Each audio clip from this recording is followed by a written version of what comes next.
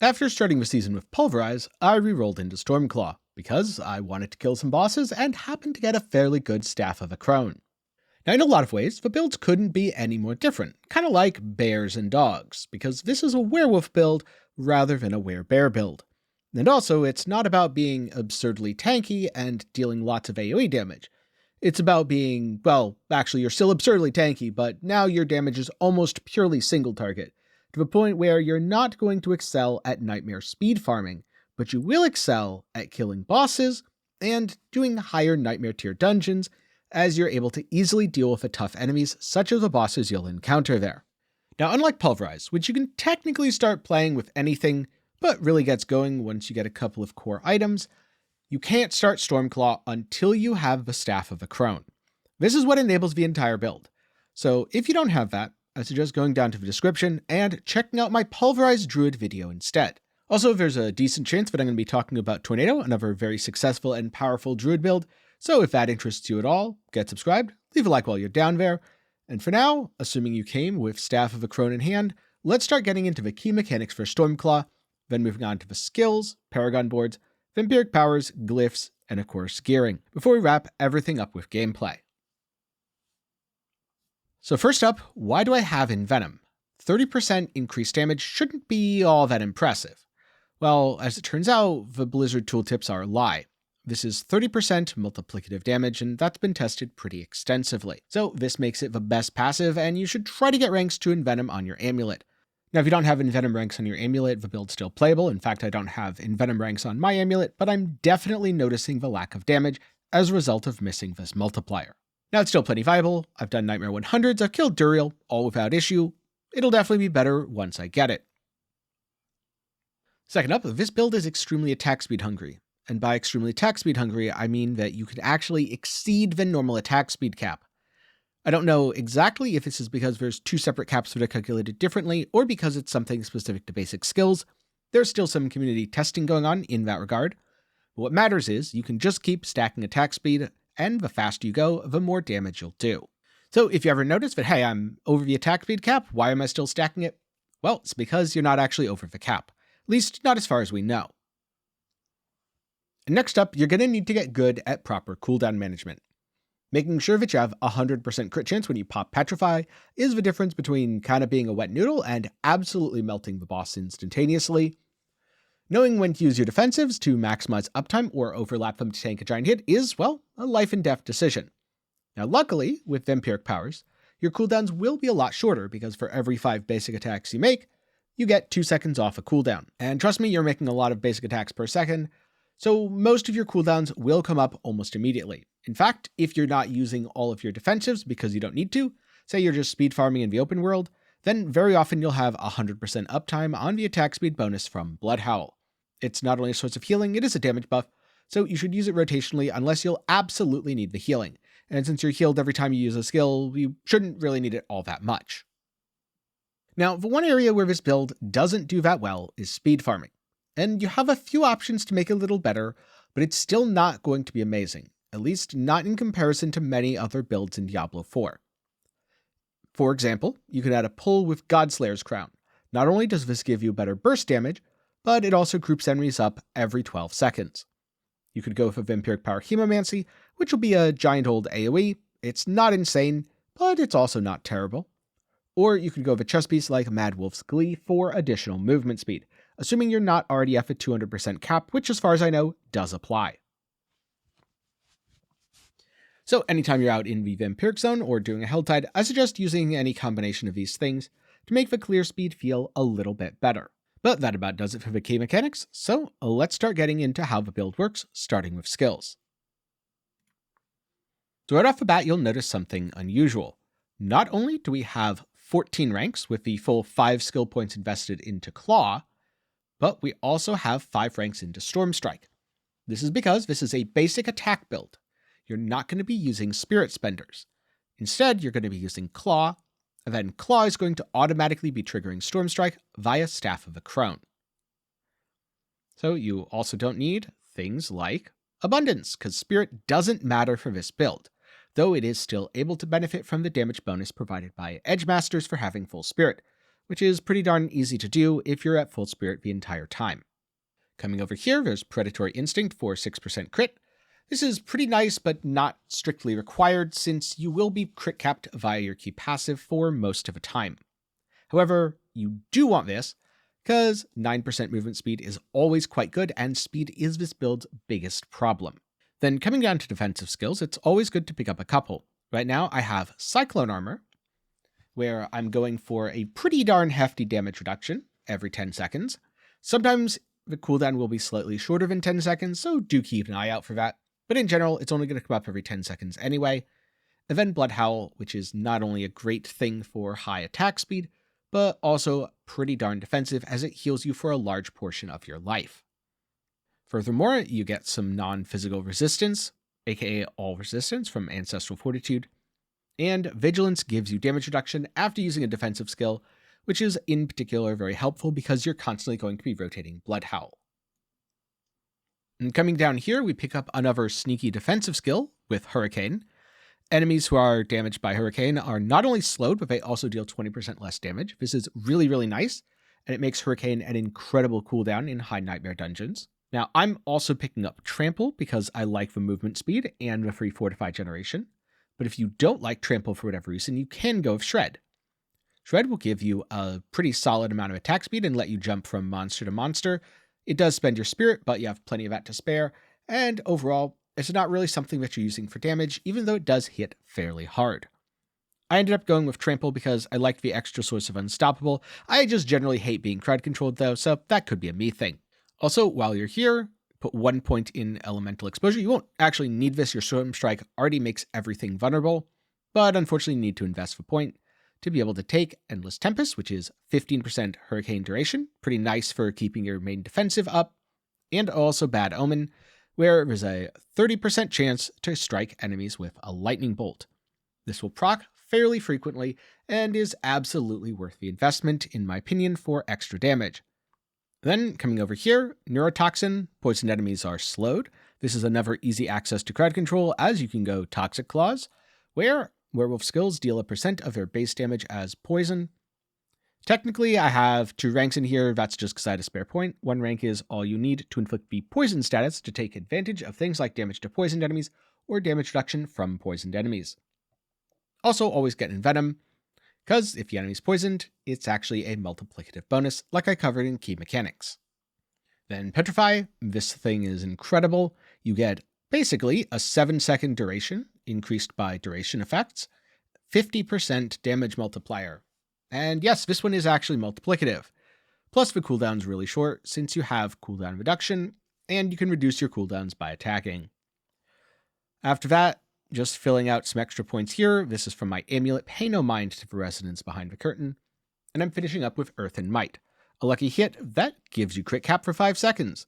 And it's pretty darn easy to keep this up for a majority of the time. Make sure it procs right before you use Petrify, or I guess use Petrify and hope it procs if you know that you can kill the enemy within the 7 seconds Petrify is going to be up for anyway. Now, moving over to the Paragon board, I'm going to go over a few of my choices. First up, a glyph that I don't necessarily plan to keep, which is Outmatch. Right now I have Outmatch here, which gives me a little bit of extra damage, some willpower, and some all-res. The thing is, it's also really neat to try Electrocution, where enemies damaged by your lightning bolts or dancing bolts take 20% increased damage for 5 seconds. So this is, in fact, another damage multiplier. And it's relatively easy to spec into this. All you do is just unspec these nodes real quick. Do that. Do this. And grab 1 more willpower node. Like so. Now, the main reason that I didn't already have this as part of my build is this is relatively new tech. I heard about it from McFluffin. I think it's genuinely excellent, but I haven't used the Electrocution glyph at all, so I wasn't set up for it.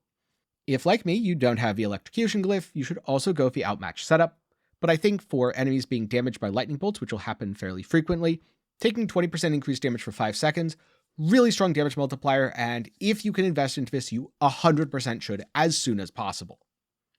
Now, next up, we've got the Heightened Malice board, This helps you clear in higher nightmare dungeons by giving you a damage bonus if there's 3 or more poisoned enemies nearby. It turns off on bosses though, so that isn't a priority. These are basically the points you use the last as you're getting up to level 100. What is important though is having Fang and Claw here to give you those really nice damage reduction from poisoned and damage to poisoned bonuses. Remember, your poison doesn't have to deal relevant damage for this to be really, really effective. So the Heightened Malice board is still quite good, and it's a great place to put Fang and Claw. The second board in the setup is right here with Inner Beast. Again, you don't need the Spirit Cost reduction, so the legendary note is skipped, but Earth and Sky provides a significant amount of armor, which is quite relevant to this build, shape-shifting skill damage, and a bit of Dex and Int. It also provides the really nice armor nodes down here. I quite like these, and the build doesn't have the most armor, plus attack speed is always good. The faster you attack, the more damage you deal. The fourth board to invest in is Thunderstruck. Storm skills deal damage equal to 20% of your damage versus close and damage versus distant.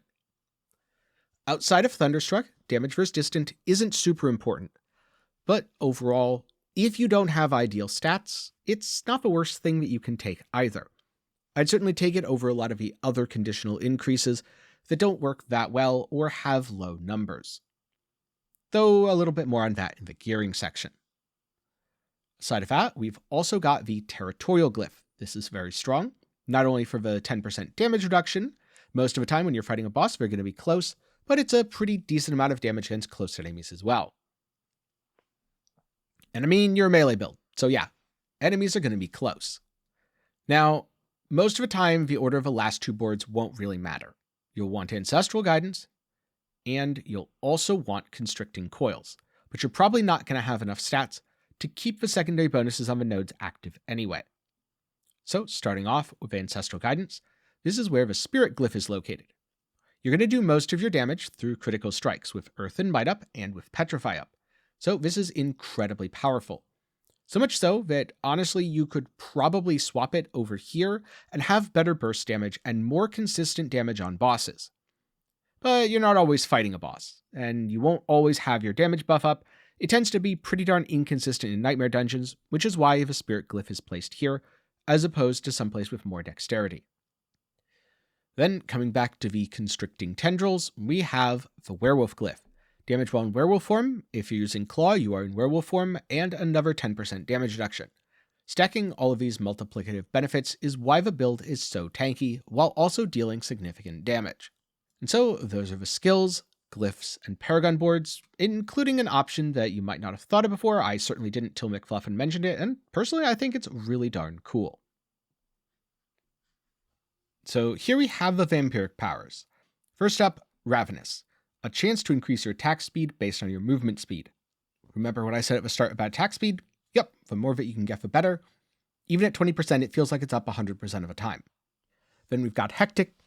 Well, the faster you attack, the faster your cooldowns come up, which helps you attack even faster. So this is extremely powerful and highly synergistic. Undying, it does what it says on the box. Just read this as infinite healing. It's really powerful, and I suggest getting this as soon as possible. It's a very easy pact to integrate into your build. Then Moonrise. Hitting an enemy with a basic skill grants you attack speed, yay! But that's not the really nice part about Moonrise. The nice part is, upon reaching maximum stacks, which will happen incredibly quickly, you enter a Vampiric Blood Rage, gaining 160% multiplicative basic skill damage and 15% movement speed for 10 seconds. This is why the Crone build and many other basic attack builds are so much stronger in Season 2 than they've been in previous seasons. You know, almost tripling your damage is kind of going to do that to any build. Last up, Metamorphosis. I would not play this build without Metamorphosis, because otherwise you kind of get crowd controlled, and crowd control is super annoying. And now the gearing. Well, first up, Great Staff of the Crone. Pay attention to the item power, because that determines the weapon damage. Higher is better. And pay attention to the ranks of Claw. Higher is better, ideally you want 9. Don't worry about the rolls for damage to close, crowd controlled, or non-physical. While higher is technically better, that's the last thing you should worry about when it comes to this item. It is somewhat worth paying attention to the Storm Strike roll, the unique explicit, But even a 123 roll like mine is totally fine provided the ranks to Claw and the item power are high enough. Also, I just haven't gotten a better one so far, so I'm kind of stuck with it. On boots, I went with movement speed, armor in werewolf form, and resistances that I was missing. The exact resistances that you are missing will vary, so don't worry about copying specifically fire and shadow res. Then I imprinted it with wind strikers, just to get the extra movement speed after critting. There are a couple more options, such as movement speed wall unstoppable, but I like this because I don't have to think about it. In terms of res, I'm slightly short on cold. Everything else is sitting pretty, so just keep that in mind when you're doing your gear. For pants, armor's okay, although this armor roll is somewhat embarrassing. Damage reduction from close, distant, poisoned, all really good. Anything that says damage reduction. Damage reduction, damage reduction, damage reduction. You want damage reduction on your pants.